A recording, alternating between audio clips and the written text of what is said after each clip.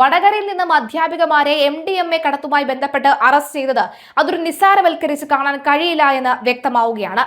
കാരണം ഇതൊരു വലിയ കണ്ണിയാണ് എന്നുള്ളതാണ്. ആ കണ്ണിയിലെ ചില പ്രധാനികൾ തന്നെയാണ് ഈ 3 അധ്യാപികമാരും.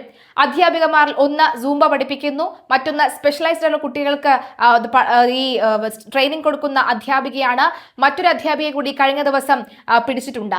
ഇവരെല്ലാവരെയും അധ്യാപന രംഗത്ത് നിന്നും പിരിച്ചുവിട്ട സാഹചര്യം ഉണ്ടാകുന്നുണ്ടെങ്കിലും ഇതുവരെ അവർ അധ്യാപകർ എന്ന പേരിൽ കുട്ടികൾക്കിടയിലേക്ക് ഇറങ്ങിച്ചെന്ന് ഈ ലഹരി കൈമാറ്റം നടത്തിയോ, കുട്ടികളോടൊക്കെ എങ്ങനെയാണ് ഇവർ പെരുമാറിയത് എന്നടക്കമുള്ള കാര്യങ്ങൾ ഇനി കണ്ടെത്തേണ്ടതുണ്ട്.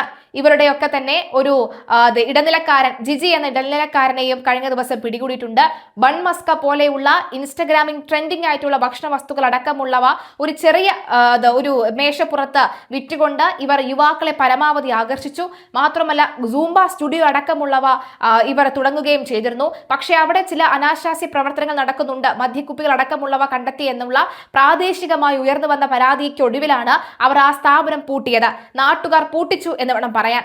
അന്നു മുതൽ പോലീസ് ഇതിനെക്കുറിച്ച് അന്വേഷിച്ചിരുന്നെങ്കിൽ, വിശദമായി ചോദ്യം ചെയ്തിരുന്നുവെങ്കിൽ, ഒന്ന് നിരീക്ഷിച്ചിരുന്നുവെങ്കിൽ ഒരു പക്ഷേ ഇന്നത്തെക്കാൾ വളരെ മുൻപേ തന്നെ ഇവരെ പിടികൂടാമായിരുന്നു എന്നാണ് വ്യക്തമാകുന്ന ചില വിവരങ്ങൾ പുറത്തു വരുന്നത്.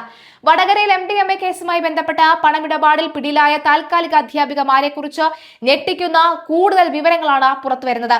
അറസ്റ്റിലായ അധ്യാപികരായ കാവ്യ, കീർത്തന, നീഷ്മ എന്നിവർ റിസോർട്ടുകളിലും ചില വീടുകളിലും സംഘം ചേർന്ന് ലഹരി പാർട്ടികൾ സംഘടിപ്പിച്ചിരുന്നതായാണ് പ്രത്യേക അന്വേഷണ സംഘം കണ്ടെത്തിയത്. ഇവർ ലഹരി ഉപയോഗിച്ചിരുന്നവരാണെന്നും പിന്നീട് ലഹരി വിൽപ്പനയിലേക്ക് വീണുവെന്നുമാണ് പോലീസ് അന്വേഷണത്തിൽ വ്യക്തമായത്. കഴിഞ്ഞ 6 മാസത്തിനിടെ ഇവിടത്തെ അധ്യാപികമാരുടെ അക്കൗണ്ടുകളിലേക്ക് 10 ലക്ഷത്തിലേറെ രൂപയാണ് വിവിധ ഘട്ടങ്ങളിലായി ഒഴുകിയെത്തിയത്. ആവശ്യക്കാരിൽ നിന്ന് അക്കൗണ്ട് വഴി ശേഖരിക്കുന്ന ഈ 10,000 അല്ലെങ്കിൽ 20,000 രൂപയാകുമ്പോൾ നീഷ്മ നേരിട്ട് MDMA വിൽപ്പനക്കാർക്ക് അയച്ചു നൽകുന്നതായിരുന്നു പ്രധാന രീതി. അക്കൗണ്ടുകളിലേക്ക് എത്തുന്ന തുക ATM വഴി പിൻവലിക്കുകയോ മറ്റു പല അക്കൗണ്ടുകളിലേക്ക് മാറ്റുകയോ ചെയ്യുന്ന തികച്ചും ശാസ്ത്രീയമായ സാമ്പത്തിക ശൈലിയാണ് ഇവർ പിന്തുടർന്നു പോകുന്നത്. കേസിലെ പ്രധാന കണ്ണി വയനാട് സ്വദേശിയാണെന്നാണ് അന്വേഷണ സംഘത്തിന് ലഭിച്ചിരിക്കുന്ന പുതിയ സൂചന. ഇയാളെ ഉടൻ തന്നെ കസ്റ്റഡിയിലെടുക്കും. കേസുമായി ബന്ധപ്പെട്ട അറസ്റ്റിലായ ഇരിട്ടി സ്വദേശിയും ഓൺലൈൻ ഡെലിവറി ബോയുമായ ജിജിൽ കുര്യാക്കോസിനെ ചോദ്യം ചെയ്തതിൽ നിന്നാണ് നിർണായക വിവരങ്ങൾ പോലീസിന് ലഭിച്ചത്.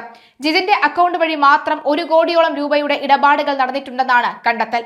ജിജിനാണ് പ്രധാന പ്രതിക്കും അധ്യാപികമാർക്കും ഇടയിലുള്ള കണ്ണിയായി പ്രവർത്തിച്ചിരുന്നത്. ഇയാളുടെ അക്കൗണ്ടിലേക്ക് അധ്യാപികമാർ ഉൾപ്പെടെയുള്ളവർ പണം അയച്ചു കൊടുത്തതിന്റെ തെളിവുകൾ പോലീസ് ശേഖരിച്ചിട്ടുണ്ട്. ഇതുകൂടാതെ അറസ്റ്റിലായ അധ്യാപികമാരുടെ സുഹൃത്തായ മറ്റൊരു യുവതിയും പോലീസ് നിരീക്ഷണത്തിലാണ്.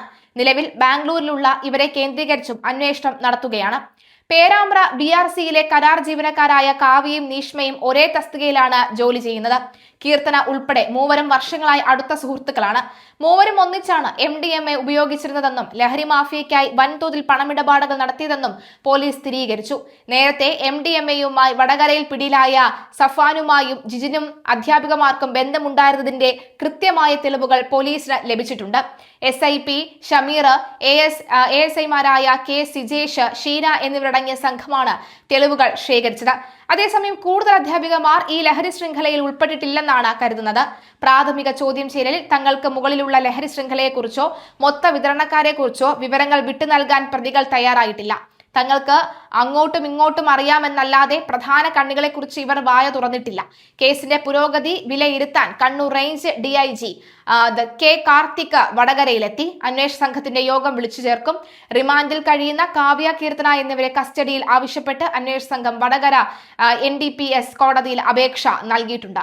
നീഷ്മയെയും ജിജിലിനെയും കസ്റ്റഡിയിൽ വാങ്ങാനും ഉടൻ അപേക്ഷ നൽകും. പ്രതികളെ ഒന്നിച്ചിരുത്തി വിശദമായി ചോദ്യം ചെയ്യുന്നതോടെ ലഹരി മാഫിയയുടെ പ്രധാന ഉറവിടത്തിലേക്ക് എത്താനാകുമെന്ന പ്രതീക്ഷയിലാണ് പോലീസ്. അതിനിടെ അറസ്റ്റിലായ കാവ്യയുടെ മുൻകാല വിദേശ യാത്രകളെ കുറിച്ചും അന്വേഷണം വേണമെന്ന ആവശ്യം ശക്തമായിട്ടുണ്ട്. BRC ജീവനക്കാരിയായിരിക്കെ ഔദ്യോഗിക അനുമതി ഇല്ലാതെയാണ് കാവ്യ വിദേശയാത്ര നടത്തിയതെന്നും ഇവർക്ക് അനധികൃതമായാണ് ലീവ് അനുവദിച്ച് നൽകിയതെന്നും ആരോപണമുണ്ട്. വിഷയത്തിൽ അന്വേഷണം വേണമെന്ന് ആവശ്യപ്പെട്ട് പേരാമ്പ്രയിൽ ചേർന്ന സർവകക്ഷി യോഗത്തിലും പ്രതിഷേധം ഉയർന്നുണ്ട്. ഇനി അവിടെയുള്ള പ്രദേശവാസികൾക്ക് വലിയ രീതിയിലുള്ള ആരോപണമുണ്ട്. തീർച്ചയായിട്ടും കുട്ടികളോട് കൃത്യമായി അറിയേണ്ടതുണ്ട്, ചോദിക്കേണ്ടതുണ്ട്. കുട്ടികളെ ഇവർ ഉപയോഗിച്ചിരുന്നോ എന്ന് ചോദിക്കണം. അതുമായി ബന്ധപ്പെട്ട് ചില നാട്ടുകാരുടെ ഒരു പ്രതികരണം വരുന്നുണ്ട്. പ്രതികരണത്തിലേക്ക്. ചെമ്പർ റോഡിലെ ഒരു ബിൽഡിങ്ങിൽ ഇവർ സൂംബ ട്രെയിനിങ് നടത്തിയിട്ടുണ്ടായിരുന്നു, ഒരു സ്ഥാപനം.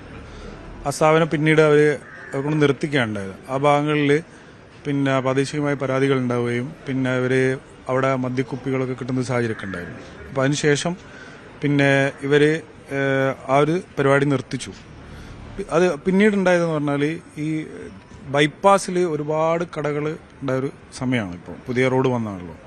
അവിടെ ഈ ബൈപ്പാസ് റോഡ് ജംഗ്ഷനിൽ പിന്നെ ഈ ബൺമസ്ക എന്ന് പറയുന്നത് റോഡ് സൈഡിൽ ചെറിയൊരു ടെൻറ്റ് വെച്ചിട്ട് ചെറിയൊരു ടേബിൾ വെച്ചിട്ട് പിന്നെ ഇവർ ബൺമസ്ക അവിടെ ഉണ്ടായിരുന്നു. അത് സോഷ്യൽ മീഡിയയിലൊക്കെ ഒരു ട്രെൻഡായ ഒരു സമയം ഉണ്ടായിരുന്നു.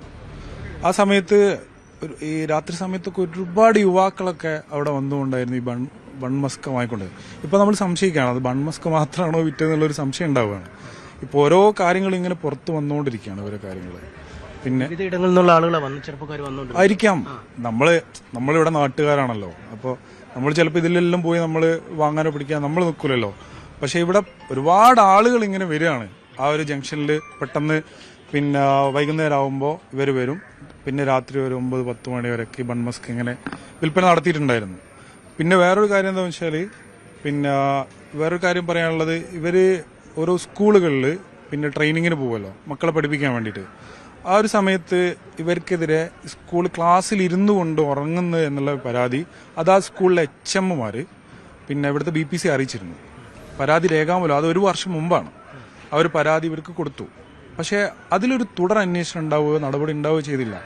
അപ്പോൾ ഇവർ ചിലപ്പോൾ രാത്രി സമയങ്ങളിൽ ലഹരി ഉപയോഗിക്കുന്നത് കൊണ്ട് പിന്നീട് പകല് രാത്രി ഉറങ്ങുന്നില്ലല്ലോ. അപ്പോൾ പകൽ ഇവർ ഇരുന്നുറങ്ങുന്നതായിരിക്കാം. കുട്ടികളെ പഠിപ്പിക്കാതെ ഇവരിങ്ങനെ ഇരുന്നുറങ്ങുന്ന ഒരു സാഹചര്യം ഉണ്ടായത്. ആ ഒരു പരാതിയിൽ അന്വേഷണം അന്ന് നടത്തിയിരുന്നെങ്കിൽ ഇവർക്കെതിരെ അന്ന് നടപടി എടുക്കാമായിരുന്നു. മാത്രമല്ല ഇതിലൊരു കീർത്തന എന്ന് പറയുന്ന ആള് പന്തലാനി VRCയിലായിരുന്നു ജോലി ചെയ്തത്. പന്തലായിൽ നിന്ന് അവിടെ നിന്ന് ഒരു സാമ്പത്തിക ക്രമക്കേട് നടത്തിയതിന്റെ പേരിലാണ് അവരെ പേരാമ്പ്രയിലേക്ക് സ്ഥലം മാറ്റം ഉണ്ടായത്. അന്നും ഒരു നടപടി ഉണ്ടായില്ല.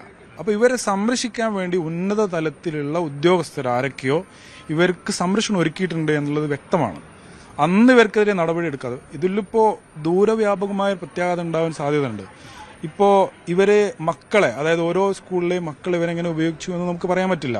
അപ്പോൾ ഈ മക്കൾക്ക് കൗൺസിലിംഗ് കൊടുത്ത് ഇവരെന്തൊക്കെ ചെയ്തു എന്നുള്ള ഒരു കൗൺസിലിംഗ് ആവശ്യമാണ്.